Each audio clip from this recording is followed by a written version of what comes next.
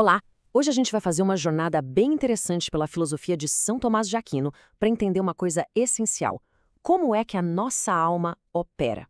Vamos juntos desvendar as 5 grandes categorias de potências, ou seja, de capacidades, que ele descreveu de um jeito tão profundo e ao mesmo tempo tão claro.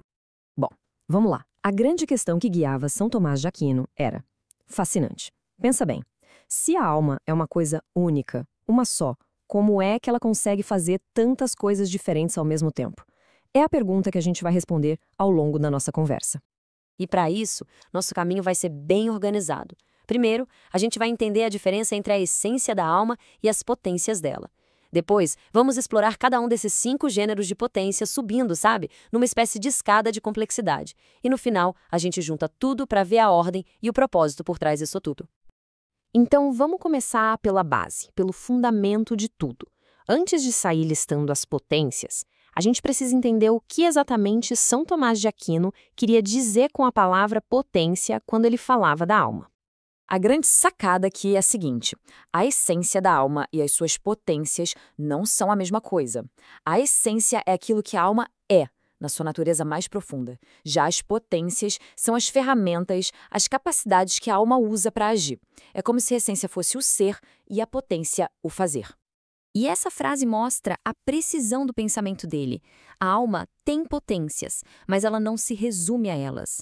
A alma é a fonte de onde essas capacidades surgem, mas a existência dela é algo muito mais profundo, mais unificado, do que só a soma de suas funções, entende?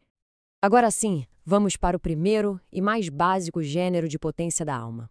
É a chamada potência vegetativa, que, olha que interessante, é algo que a gente compartilha com todos os seres vivos, até mesmo com as plantas.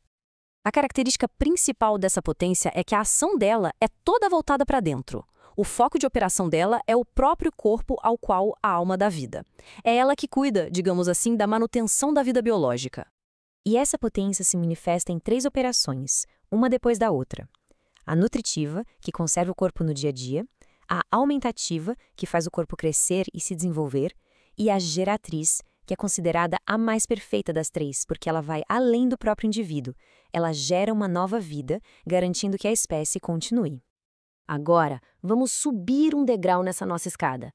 Chegamos na potência sensitiva, aquela que permite que a gente perceba e interaja com o mundo que está fora do nosso corpo. É aqui que a vida começa a se abrir para o exterior. Aqui o foco se expande. E muito.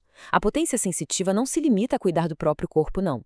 O alcance dela é muito maior, porque ela pode perceber todos os outros corpos que existem e que podem ser sentidos. Tudo aquilo que tem cor, som, cheiro, gosto e textura. E São Tomás de Aquino divide essa potência em 2 categorias. Os 5 sentidos externos, visão, audição e os outros, são as portas de entrada, sabe? Eles recebem as informações brutas do mundo. Mas é nos sentidos internos que a coisa fica mais complexa. O senso comum junta todas essas percepções, a imaginação guarda essas imagens, a estimativa julga se algo é útil ou perigoso e a memória armazena tudo isso como experiência. Ok, o mundo foi percebido. E agora? A alma precisa fazer alguma coisa com essa percepção. É justamente aqui que entram os próximos 2 gêneros de potência, que trabalham em dupla para gerar uma ação no mundo. Percebe a lógica aqui? Primeiro vem o apetite, que é o desejo, a inclinação. A alma percebe alguma coisa como boa e se inclina na direção daquilo. Aí, em seguida, entra em ação a potência motivo local. Ela é a capacidade de executar o comando do apetite, movendo o corpo de verdade para alcançar o que se quer ou para fugir do que se teme. E então, a gente chega ao topo da hierarquia, a potência que define a nossa natureza humana. A potência intelectiva é a mais nobre de todas. É a que nos diferencia de todos os outros seres vivos aqui na Terra. Se o objeto da potência sensitiva era todo o corpo que a gente pode sentir, o objeto do intelecto é, nossa, infinitamente maior. O objeto dele é o ser universalmente. O que isso quer dizer? Quer dizer que o intelecto não se prende a coisas particulares, a esta árvore ou aquela cadeira. Ele consegue entender as essências, os conceitos universais, a própria verdade. E aqui, São Tomás faz uma distinção sutil, mas que é fundamental. Intelecto e razão não são 2 potências diferentes. mas sim dois atos da mesma potência. O intelecto é o ato de simplesmente ver uma verdade, de forma imediata, como um estalo. Já a razão é o ato de viajar, de ir de uma verdade que a gente já conhece para uma desconhecida, construindo o conhecimento passo a passo. Um é o destino, o outro é a jornada até ele. Chegamos ao final. Vamos agora juntar todas essas peças.